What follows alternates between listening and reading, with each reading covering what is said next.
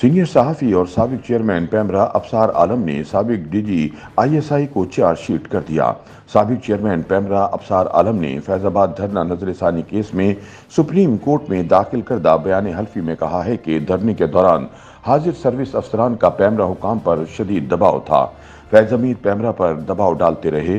سابق D G سی فیض حمید نے ان پر دباؤ ڈالا اور ٹی وی چینلز کے نمبر تبدیل کر کے نشریات کنٹرول کرتے رہے۔ سپریم کورٹ میں فیض آباد دھرنا نظر ثانی کیس میں سابق chairman Pakistan electronic media regulatory authority PEMRA Absar Alam نے بیان حلفی کے ساتھ جواب جمع کرا دیا ہے۔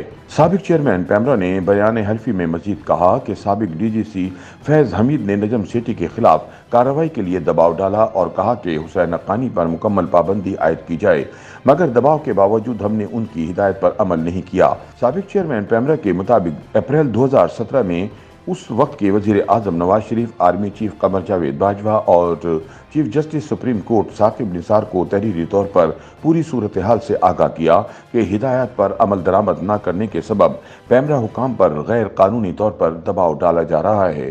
اپریل 2017 میں شدید دباؤ کی وجہ سے اس وقت کے وزیر اعظم نواز شریف، اس وقت کے چیف جسٹس ثاقب نثار اور آرمی چیف کو خط بھی لکھا تھا جس میں بتایا تھا کہ پیمرا حکام کو ہراساں اور مفلوج کیا جا رہا ہے۔ سابق چیئرمین پیمرا کا کہنا تھا کہ پریس کانفرنس کر کے دھمکی آمیز فون کالز کا سلسلہ بے نقاب کیا تھا۔ مئی 2017 میں جیو اور ڈان کو اصل نمبروں پر بحال کیا۔ ابصار عالم نے کہا کہ 25 نومبر کو فیض آباد دھرنے کے دوران وزارت داخلہ کی درخواست پر ایک ٹی وی چینل بند کیا، جس کے بعد فیض حمید اور ان کے ماتحت اہلکاروں نے مجھے بطور چیئرمین پیمرا 3 مرتبہ کال کی اور مجھ سے پوچھا جاتا رہا کہ نجی ٹی وی چینل کیوں بند کیا۔ فیض حمید اور ان کے ماتحت اہلکاروں نے کہا یا تو نجی ٹی وی کے نشریات کھول دو ورنہ تمام ٹی وی چینلز کی نشریات بند کر دو۔ ابصار عالم کا مزید کہنا تھا کہ پیمرا پر سابق ڈی جی سی فیض حمید دباؤ ڈالتے رہے۔ انہوں نے ٹی وی چینلز پر بھی دباؤ ڈالا اور فیض حمید اور ان کے ماتحت افسران ٹی وی چینلز کے نمبرز تبدیل کر کے نشریات کنٹرول کرتے رہے۔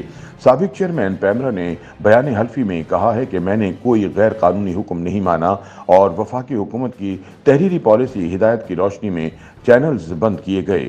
فیض حمید نے غیر قانونی احکامات کے ذریعے ٹی وی چینلز کی پالیسی پر اثر انداز ہونے کی کوشش کی۔ سابق چیئرمین پیمرا ابصار عالم نے اپنے بیان حلفی میں مزید کہا کہ فیض آباد دھرنے کے دوران پیمرا قانون کی خلاف ورزی پر نجی چینل بند کیا تو فیض حمید نے بلا کر باقی چینل بھی بند کرنے کا کہا۔ 25 نومبر 2017 کو مریم اورنگزیب نے رابطہ کر کے تمام ٹی وی چینلز پر پابندی عائد کرنے کا کہا تو انہیں بتایا کہ کابینہ منظوری کے بعد حکومتی ہدایت پر چینلز بند کر سکتے ہیں ورنہ نہیں۔ بیان حلفی میں ابصار عالم کا کہنا تھا کہ اس وقت کے وزیر اعظم شاہد خاقان عباسی کی ہدایت پر فیض آباد دھرنے کے دوران تمام ٹی وی چینلز بند کیے۔ فیض آباد دھرنے کے دوران نجی چینل بند کرنے کے جرم میں 2 سال بعد چیئرمین پیمرا کے عہدے سے ہٹا دیا گیا۔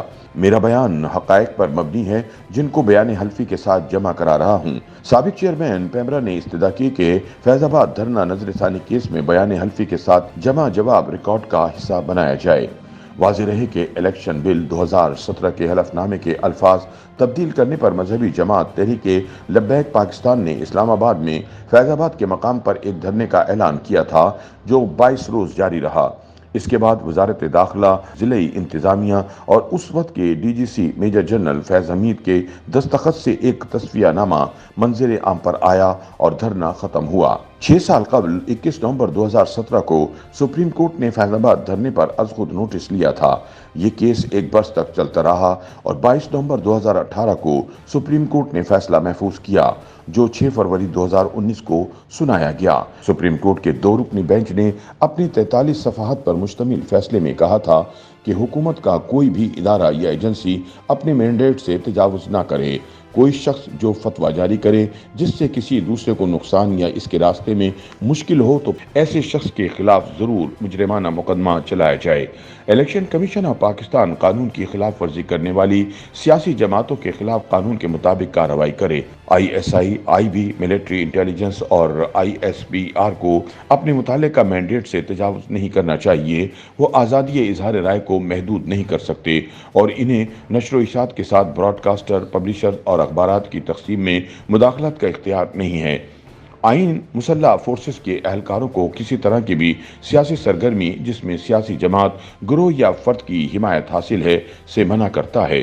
हुकूमत पाकिस्तान को वजारत दिफा और तीनों मुसल्ह अफवाज के मुतल्लिका सरबराहान के जरिए हिदायत की गई है कि वो हल्फ की खिलाफ वर्जी करने वाले एहलकारों के खिलाफ कार्रवाई का आगाज करें। तहरीक लब्बैक पाकिस्तान ने कानून की जबान में गलती दुरुस्त करने के बावजूद धरना जारी रखा, जिससे जुड़वां शहर मफलूज हो गए और सुप्रीम कोर्ट समेत तमाम सरकारी गैर सरकारी इदारों का काम मुतासर हुआ।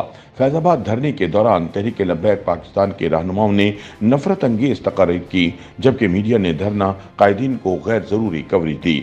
हुकूमत ने आर्टिकल 245 के तहत फौज का ताउन हासिल किया, ताहम फौज की तैनाती से पहले ही 26 नवंबर 2017 की रात को हुकूमत और धरना क़यादत के दरमियान मामला तय पाए और TLP मुजाहिरीन वर्दी में मलबूस शख्स से रकम वसूल करके मुंतशिर हो गए। अदालत ने फैसले की नकूल सेक्रेटरी दिफा, DG ISI, DG ISPR और DG IB को फराहम करने की भी हिदायत की थी। इस फैसले के खिलाफ मुतासिरा फरीकैन ने 15 अप्रैल 2019 को नजरसानी दरख्वास्तें दायर की थी। बादशाह सुप्रीम कोर्ट के इस फैसले के खिलाफ 9 नजरसानी दरख्वास्तें दायर की गई। दरख्वास्त गुजारों में इंटेलिजेंस इदारे, इलेक्शन कमीशन और सियासी जमातें शामिल थीं।